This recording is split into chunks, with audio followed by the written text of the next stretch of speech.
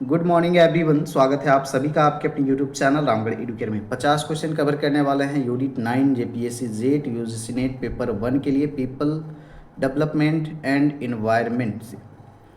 तो जितने भी क्वेश्चन हैं सबका एक्सप्लेनेशन मिलेगा, सेपरेट प्लेलिस्ट बना हुआ है जेपीएससी जेट के नाम से, तो आप लोग विजिट कर सकते हैं।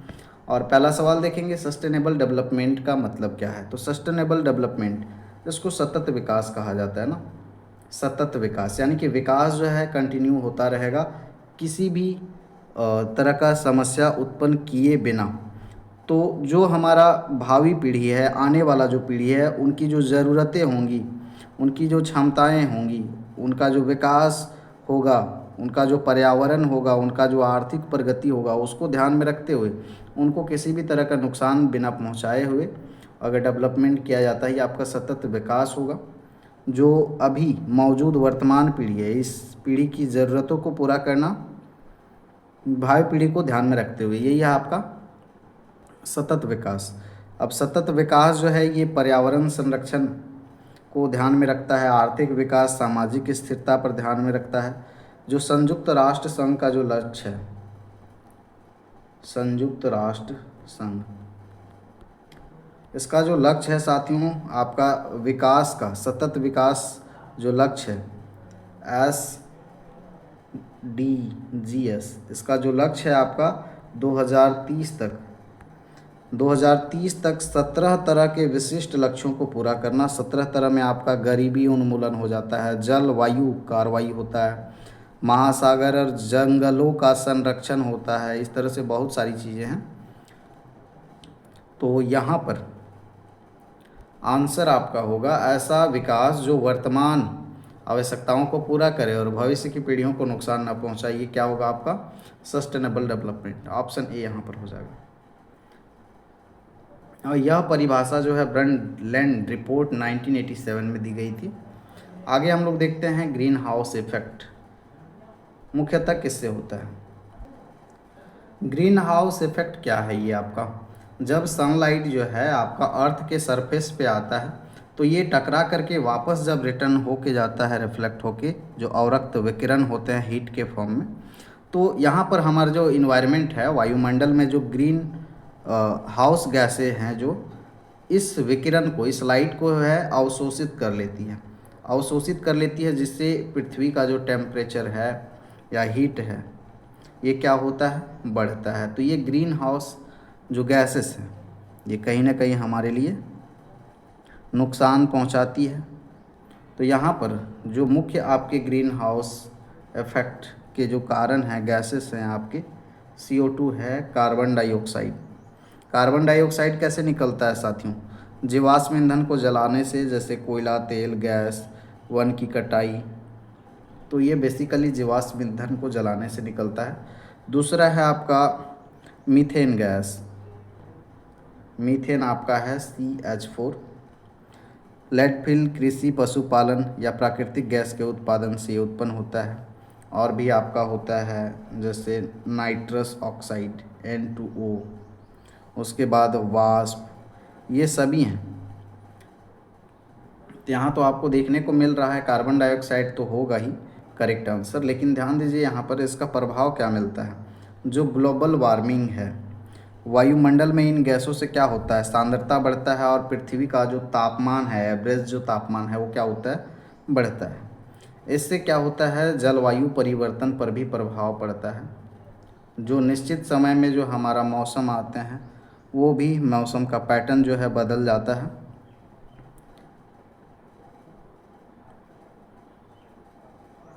चलिए तो आगे बढ़ते हैं हम लोग। चिपको आंदोलन संबंधित है, सभी लोग जानते हैं चिपको आंदोलन फॉरेस्ट कंजर्वेशन से संबंधित है। चिपको आंदोलन, यह आंदोलन आपका 1973 में उत्तराखंड में, और उस समय उत्तराखंड था, लेकिन अभी जो है ये उत्तर प्रदेश बन गया है। तो उस समय शुरू हुआ था, और यहाँ पर जो प्रमुख नेता थे आपके सुंदरलाल बहुगुणा, सुंदरलाल बहुगुणा, उसके बाद में आपका था चंडी प्रसाद, जय हो चंडी, चंडी प्रसाद थे। उसके बाद थे आपका गौरा देवी, ये तीनों प्रमुख अगुवाई कर रहे थे आंदोलन का, जो जिसमें महिलाएं जो हैं पेड़ में लिपट करके पेड़ों को बचा रही थी गले से लगा करके। तो यहाँ पर वन संरक्षण से संबंधित था। ओजोन परत पृथ्वी को किससे बचाती है? तो देखिए ये क्या है आपका ओजोन परत। ये हमारा पृथ्वी का सतह है। पृथ्वी के सतह से 15 से 30 किलोमीटर के ऊपर ये हमारा सतह है, ओजोन लेयर। जब सनलाइट आती हैं साथियों, तो सनलाइट में अल्ट्रा वायलेट रेज होती हैं, परावैंगनिक किरणें अगर डायरेक्ट हमारे स्किन पर पड़ती हैं या फिर जीव जंतुओं पर पड़ती हैं तो बहुत सारी बीमारियां, कैंसर रोग, स्किन से संबंधित बीमारियां देखने को मिलेगा। इसका नुकसान हमें झेलने को मिलेगा। तो ये जो अल्ट्रा वायलेट रेज हैं सनलाइट में जो होती हैं, ये डायरेक्ट अर्थ पर ना आए, तो इसके लिए यहाँ पर जो ओजोन परत है, ओजोन का जो परत है ये रोकने का काम करता है। यानी कि अल्ट्रावायलेट रेज का जो यहाँ पर 97 to 99% जो है, इसको क्या कर लेता है, ये सोख लेता है, अवशोषित कर लेता है, जिससे जो हानिकारक पराबैंगनी किरणें हैं उसको सोख लेता है, तो हमारे तक पहुंचती नहीं है। तो इस तरह से हमारी रक्षा करता है। सबसे ज़्यादा जो यहाँ पर डैमेज कर रहा है ओजोन परत को, CFC जो है ये नुकसान पहुँचा रहा है। अगर ये परत क्षय हो जाता है तो फिर हमें इसका खामियाजा भुगतना पड़ेगा। आगे देखिए, ग्लोबल वार्मिंग के लिए मुख्य गैस। ग्लोबल वार्मिंग का मतलब ये है जो हमारे पृथ्वी पे जो दिन ब दिन बढ़ रहा है, टेम्परेचर बढ़ रहा है, तापमान बढ़ रहा है, यही है ग्लोबल वार्मिंग। तो सबसे प्रमुख जो है आपका CO2 है, कार्बन डाइऑक्साइड। ये जो है आपका 60 से 64% जो है ये अकेले जिम्मेवार है। उसके बाद में आपका है मीथेन, CH4, ये आपका 20% जो है नुकसान पहुंचाता है। फिर आपका CFC है, CFC, ये भी आपका 14% के आसपास में ये इसका रोल है नुकसान करने में। उसके बाद नाइट्रस ऑक्साइड है 6%, और भी कुछ छोटी मोटी गैसें हैं। तो ये आपके प्रमुख है। तो यहाँ पर कार्बन डाइऑक्साइड आपका प्रमुख हो जाएगा। आगे देख लेंगे बायोडायवर्सिटी का मतलब क्या है। ये है आपका जैव विविधता। जैव विविधता का मतलब क्या होता है? जीवों की विविधता, खनिजों की विविधता और मिट्टी की विविधता। ये तो यहीं से पता चल रहा है, जैव विविधता, जीवों की विविधता। देखिए सभी जीव जो हैं, सभी का पारिस्थितिकी तंत्र, आनुवंशिकता का विविधता, प्रजाति सभी का अलग होता है, इसलिए इनका संरक्षण की आवश्यकता है। इसलिए बहुत सारी पार्क, उद्यान बनाए जाते हैं। आगे देखें हम लोग, ह्यूमन डेवलपमेंट इंडेक्स किस संगठन द्वारा प्रकाशित होता है? ये होता है आपका UNDP के द्वारा। एसिड रेन किससे होता है? मेन जो काउज हैं यहाँ पर सल्फर डाइऑक्साइड होता है, उसके बाद में आपका नाइट्रोजन डाइऑक्साइड भी होता है। तो यहाँ पर आपका करेक्ट आंसर हो जाएगा सल्फर डाइऑक्साइड। रिन्यूएबल रिसोर्सेस, नवीकरणीय संसाधन और अनवीकरणीय संसाधन, ऐसे संसाधन जिनको हम बार बार यूज कर सकते हैं, यानी कि रीयूज कर सकते हैं, ये हमारे पृथ्वी में असीमित हैं, इनको फिर से बनाया जा सकता है। तो ये कौन होते हैं आपका? जैसे सौर ऊर्जा, ये तो असीमित है। कोल तो ये सीमित नहीं है, तो ये आपका अनवीकरणीय होगा। पेट्रोलियम भी सीमित है, ये धीरे धीरे खत्म हो रहा है।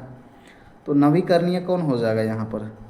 सौर ऊर्जा हो जाएगा। प्राकृतिक गैस भी खत्म होंगे। वनों की कटाई का मुख्य कारण, क्यों काटा जा रहा है वन को? संरक्षण के लिए तो काट नहीं रहे हम लोग, प्रोटेक्शन के लिए, पानी आएगा इसके लिए तो जंगल नहीं काटेंगे ना। नगरीकरण, अब देखिए वनों को काट करके फैक्ट्रीज बनाई जाती हैं, बड़े बड़े सड़क बनाए जाते हैं, बहुत सारे पार्क, मकान, बिल्डिंग्स, ये सब बनाए जाते हैं, नगरीकरण ही है। काइटो प्रोटोकॉल किससे संबंधित है? काइटो प्रोटोकॉल, जलवायु परिवर्तन, जल संरक्षण, मृदा संरक्षण, वन्यजीव संरक्षण। ये आपका अंतर्राष्ट्रीय संधि है जो कि 1997 में अपनाया गया था और 2005 में ये लागू हुआ था, जिसका प्राथमिक उद्देश्य है औद्योगिक देश और जो कानूनी रूप से बाध्यकारी लक्ष्य हैं उनको निर्धारित करके जो ग्रीन हाउस गैस उत्सर्जन है उसको कम करना है, ताकि जलवायु परिवर्तन जो है इस पे कंट्रोल लाया जा सके।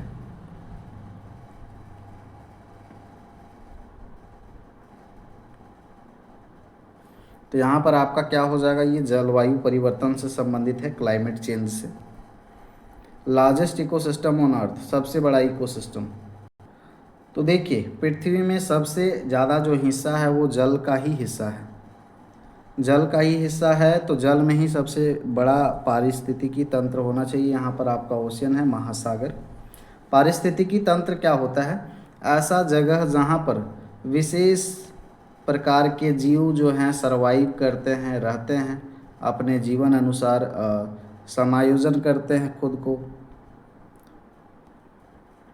आगे देखते हैं ओजोन परत वायुमंडल की किस परत में होती है। तो ओजोन परत जो है आपका समताप मंडल में होता है। पॉल्यूशन एक्सप्लोशन लीड्स टू, जनसंख्या विस्फोट से क्या होगा, जनसंख्या बढ़ेगा तो संसाधनों की कमी भी होगा, वृद्धि तो होगा नहीं। पर्यावरण सुधार होगा नहीं, जितना जनसंख्या बढ़ेगा उतना ज़्यादा प्रदूषण होगा। तो यहाँ पर आपका संसाधनों की कमी होगी। पर्यावरण शिक्षा का मुख्य उद्देश्य क्या है, पर्यावरण शिक्षा से क्या होगा, पर्यावरण के प्रति जागरूकता बढ़ेगी, पर्यावरण संरक्षण का कार्य करेंगे, प्रदूषण कम करेंगे। इससे औद्योगिक विकास, आर्थिक विकास, जनसंख्या वृद्धि से संबंधित है नहीं। ऑप्शन ए हो जाएगा यहाँ पर। SDGs कब अपनाए गए, सस्टेनेबल डेवलपमेंट गोल्स, तो इसको अपनाया गया 2015 में। टोटल नंबर ऑफ SDGs, इसकी संख्या टोटल है आपका 17। Rio summit is related to, Rio summit जो है आपका सतत विकास से संबंधित है। और सतत विकास अभी ऊपर वाले क्वेश्चन में हमने देखा था जो सस्टेनेबल डेवलपमेंट की बात करता है। तो रियो जो शिखर सम्मेलन है सबसे पहले किया गया था 1992 में। 1992 में किया गया था ब्राज़ील में किया गया था। तो ये देखिए सतत विकास से जुड़ा हुआ है, तो ये इन्वायरमेंट पर्यावरण से ही जुड़ा हुआ है। तो ऑप्शन ए हो जाएगा यहाँ पर। काइटो प्रोटोकॉल का उद्देश्य क्या है, काइटो प्रोटोकॉल का उद्देश्य है जो ग्रीन हाउस गैस हैं इनको कम करना। मृदा अपरदन का मुख्य काम क्या है, एक कारण क्या है, मृदा अपरदन क्यों होता है, सोइल एरोशन। ये तो अत्यधिक वर्षा से भी होता है, पानी बह के चल गया। बहुत अगर जंगल की कटाई कर रहे हैं तो इससे ये भी एक कारण है। सिंचाई, खेती, सिंचाई तो कारण नहीं होगा, सिंचाई से तो बहुत ज़्यादा होता नहीं है मृदा अपरदन, खेती से तो होता नहीं है। तो यहाँ पर मेन रीज़न जो होगा आपका वन कटाई। वन कटाई ही ना वर्षा को प्रभावित करता है। अगर वन बहुत ज़्यादा काटेंगे तो जो हमारा ज़मीन है, मृदा जो है वो क्या होगी, ढीली हो जाएगी। तो इससे सॉइल एरोजन ज़्यादा होगा, अपरदन ज़्यादा होगा। क्योंकि अगर पेड़ लगे रहेंगे तो मिट्टी को पकड़ करके रखता है पेड़ के जो जड़ होते हैं। तो बारिश को तो दोष नहीं देना है, बारिश तो अच्छी बात है। बायोडाइवर्सिटी हॉटस्पॉट का अर्थ है अधिक जैविक विविधता वाला क्षेत्र, औद्योगिक क्षेत्र। बायोडाइवर्सिटी यहाँ पर जुड़ा हुआ है जैव विविधता से, तो यही आंसर हो जाएगा आपका। वायु प्रदूषण का मुख्य स्रोत, एयर पोल्यूशन का सबसे मुख्य स्रोत यहाँ पर क्या है, पौधा, जल, मिट्टी से तो होता नहीं है, व्हीकल्स जो चलते हैं अभी जिनसे प्रदूषण फैलता है। Which gas is responsible for ozone depletion, तो ओजोन का क्षयीकरण अभी हम लोग पढ़े थे, सबसे प्रमुख जो है CFC गैस सबसे ज़्यादा प्रभावित करता है। नवीकरणीय संसाधन, रिन्यूएबल रिसोर्स यहाँ पर कौन है जिसको हम लोग पुनः उपयोग कर सकते हैं। आगे देखिए अनवीकरणीय, नॉन रिन्यूएबल, जिनको बार बार नहीं बनाया जा सकता, जो सीमित नहीं है, असीमित है। इनका रीयूज पॉसिबल नहीं है, ये धीरे धीरे समाप्त हो जाएंगे जितना हम यूज करेंगे। तो कोयला तो है अनवीकरणीय, और सोलर ये तो नहीं है, पवन ऊर्जा ये भी असीमित है, वाटर भी अभी असीमित है, तो यहाँ पर हो जाएगा कोयला। जनसंख्या वृद्धि से क्या होगा? संसाधनों की कमी होगी, पर्यावरण सुधार, आर्थिक स्थिरता, प्रदूषण कमी, ये सब होगा नहीं। संसाधनों की कमी होगी, पर्यावरण प्रदूषण भी बढ़ेगा। HDI मापता है, HDI क्या मापता है साथियों? HDI आपका मापता है human development. Green house effect से बढ़ता है पृथ्वी का तापमान, ओजोन, ऑक्सीजन स्तर, रेनफॉल, जैव विविधता। तो देखिए हम लोग पढ़े थे अभी, ग्रीन हाउस इफेक्ट एक्सप्लेन किए थे, पृथ्वी का तापमान जो है बढ़ता है। ग्रीन हाउस गैस कौन सा है? तो सबसे प्रमुख अभी हम लोग ऊपर डिस्कस किए थे, कार्बन डाइऑक्साइड। चिपको आंदोलन का नेतृत्व किसने किया था? उद्योगपति तो यहाँ करेंगे नहीं, 3 लोग डिस्कस किए थे, वैज्ञानिक, सरकार नहीं। महिलाओं ने क्या किया था? पेड़ों पर जाके चिपक गए थे।